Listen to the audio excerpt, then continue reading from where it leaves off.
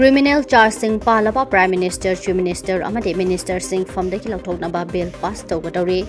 Hauze pangthokliba Parliament mapham da Home Minister Amit Shahana mara leraba criminal charge pallaba Prime Minister, Chief Minister, Minister sing mapham dagi louthoknaba bill ahum the Constitution 130 Amendment Bill 2025, the Jammu and Kashmir Reorganization Amendment Bill 2025 amadi the Government of Union Territories Amendment Bill 2024 passed on the Lok Sabha ki office da pikhatkre.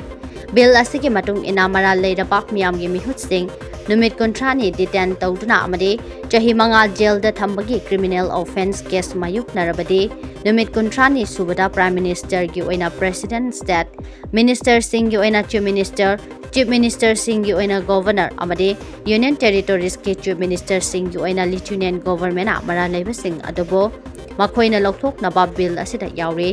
adobo makoina custody da ki thoklaba matung da makoi buri appoint tawba yabagi matang da su bill asida palli aduga bill ani amadi Union Territory of Pondicherry amadi Jammu and Kashmir gi akhanaba bill oigani haire.